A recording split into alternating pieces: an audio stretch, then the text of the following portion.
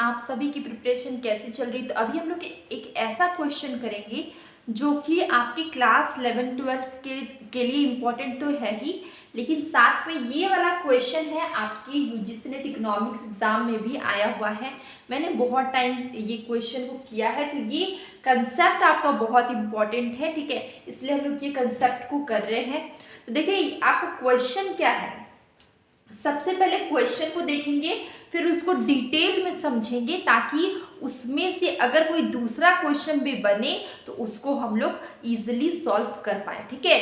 तो अगर आप इस चैनल में नए हैं तो सब्सक्राइब कर सकते हैं, बेल आइकन जरूर प्रेस करें, जिससे क्या होगा आने वाले सभी वीडियोस की नोटिफिकेशन आपको मिल जाएगी और कोई भी वीडियो आपका मिस नहीं होगा। तो चलिए हम लोग स्टार्ट करते हैं। क्वेश्चन में आपका मिस्टेक था तो वही मैं देख रही थी। देखिए यहाँ पे आपका होना चाहिए टोटल प्रोडक्ट, क्या होना चाहिए, टोटल प्रोडक्ट। तो यहाँ पे मिस्टेक से एपी आ गया, ठीक है।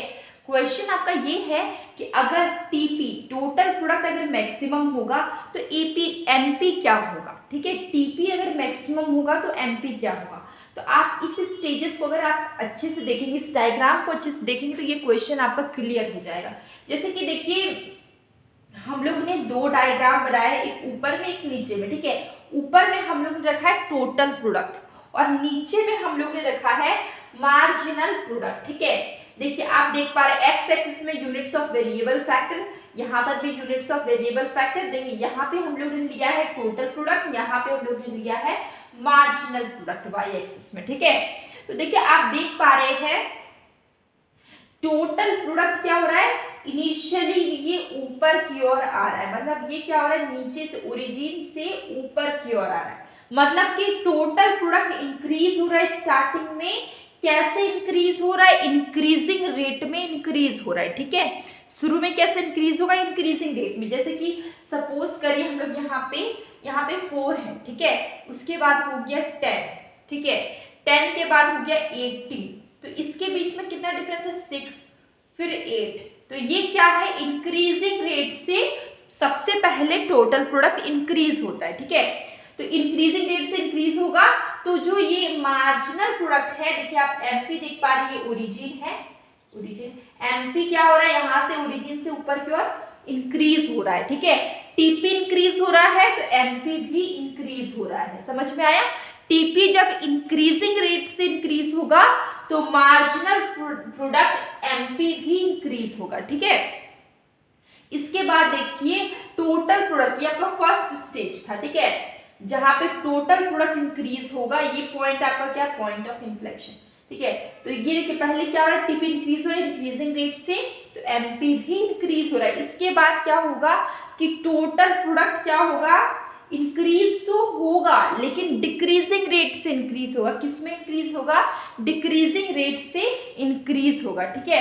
तो आप देख पा रहे हैं कि इसके बाद टीपी इंक्रीज होगा लेकिन डिक्रीजिंग रेट से इंक्रीज होगा, तो मार्जिनल प्रोडक्ट क्या हो रहा है, फॉल कर जाएगा, एमपी क्या होगा, फॉल करेगा, ठीक है। ये चीज समझ में आ गया कि शुरुआत में टोटल प्रोडक्ट इंक्रीज होगा इंक्रीजिंग रेट से, तो मार्जिनल प्रोडक्ट क्या होगा, इंक्रीज होगा। इसके बाद जो टोटल प्रोडक्ट है वो इंक्रीज होगा डिक्रीजिंग रेट से, जैसे कि शुरू में ऐसे इंक्रीज हुआ, हम लोग ने एग्जांपल के थ्रू समझा। इसके बाद जैसे 4 है तो यहाँ पे हो गया 8 के बाद हो गया 10, तो देखिए यहाँ पे 4 का डिफरेंस है, यहाँ पे 2 का डिफरेंस है। तो ये देखिए डिक्रीजिंग रेट से बढ़ रहा है, ये अभी भी बढ़ रहा है लेकिन डिक्रीजिंग रेट से बढ़ रहा है, ठीक है। तो शुरू में क्या है, टीपी इंक्रीजिंग रेट से बढ़ा तो एमपी इंक्रीज हुआ। इसके बाद टीपी क्या है, डिक्रीजिंग रेट से, मतलब घटते हुए क्रम में बढ़ेगा, तो एमपी क्या होगा, फॉल करेगा। इसके बाद देखिए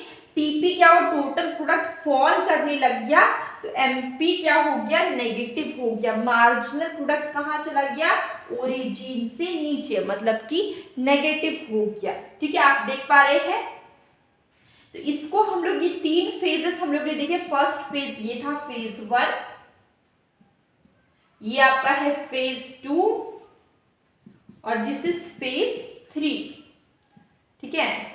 तो ये 3 फेजेस हम लोग ने देखे। शुरुआत में टोटल प्रोडक्ट इंक्रीज होगा इंक्रीजिंग रेट से, कैसे इंक्रीज होगा, टीपी इंक्रीजिंग रेट से, एमपी इंक्रीज। इसके बाद टीपी इंक्रीज होगा डिक्रीजिंग रेट से, MP क्या हो गया, डिक्रीज हो गया, ठीक है। और MP क्या हो जाएगा, बिकम्स 0।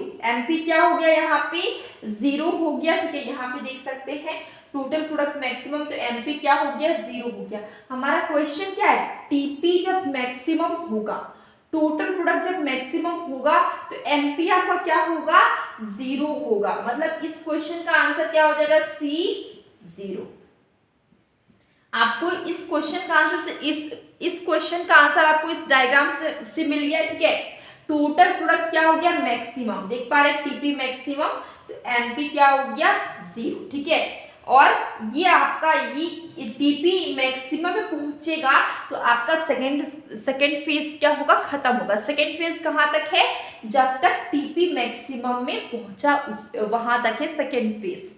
जब TP फॉल करने लगेगा, ठीक है, और MP हो जाएगा नेगेटिव, तो वो हो जाएगा आपका थर्ड फेज। तो आपको यहां तक समझ में आ गई, ठीक है। इसका आंसर है C। ये हमारा फुल एक्सप्लेनेशन था विथ डायग्राम कि सेकेंड फेज का आपको लिमिट याद रखना है, कहां तक है, जब टोटल प्रोडक्ट मैक्सिमम जाए और मार्जिनल प्रोडक्ट 0 तक पहुंचे, ठीक है। यहां तक आपका सेकेंड फेज है। उसके बाद जब टोटल प्रोडक्ट डिक्रीज होने लगे यहाँ पे और मार्जिनल प्रोडक्ट नेगेटिव हो जाए, ये आपका थर्ड फेज आ जाता है, ठीक है। तो ये आपको 3 फेज क्लियर हो गई। अब हम लोग इस क्वेश्चन को हम लोग कर चुके। अब इस क्वेश्चन से थोड़ा सा हमारा बेस डेवलप हो गया, तो आप एक क्वेश्चन आप ये वाला कर सकते हैं। देखिए क्वेश्चन क्या आपका है कि average product can not be negative. Average product कभी नेगेटिव नहीं होगा, क्यों नहीं होगा, क्वेश्चन है। देखिए आपने ये डायग्राम देखा, आप इसी से आप इस क्वेश्चन का आंसर कर सकते हैं। आपने देखा यहाँ पे टोटल प्रोडक्ट, क्या टोटल प्रोडक्ट को आप देख पा रहे हैं, टोटल प्रोडक्ट कभी भी आपका नेगेटिव हुआ है, नहीं हुआ है। इंक्रीज 0 था, इंक्रीज हुआ इंक्रीजिंग रेट से, फिर इंक्रीज हुआ डिक्रीजिंग रेट से, फिर फॉल किया, लेकिन टोटल प्रोडक्ट में उतार चढ़ाव आए, लेकिन TP कभी भी नेगेटिव नहीं हुआ, इसलिए AP भी नेगेटिव नहीं होगा, ठीक है। टोटल प्रोडक्ट नेगेटिव नहीं हुआ तो एवरेज प्रोडक्ट भी नेगेटिव नहीं होगा। इसका आंसर क्या होगा, TP कैन नेवर बी 0, ये तो नहीं होगा। Total product can never be negative, ये टोटल प्रोडक्ट कभी भी नेगेटिव नहीं है, इसलिए आपका एवरेज प्रोडक्ट भी नेगेटिव नहीं होगा। Answer will be. तो ये हमारे कुछ क्वेश्चंस थे विद एक्सप्लेनेशन। आपको कैसे लगे तो आप ज़रूर बताइए। ये बेसिक है पर बहुत इम्पॉर्टेंट है आगे के लिए भी। तो मैं डेली रात को मैं क्वेश्चन शॉर्ट वीडियो में डालती हूँ, जिसमें कि मैं क्वेश्चंस पूछती हूँ, तो आप उसका आंसर ज़रूर करें। और अब मिलेंगे एक न्यू वीडियो में।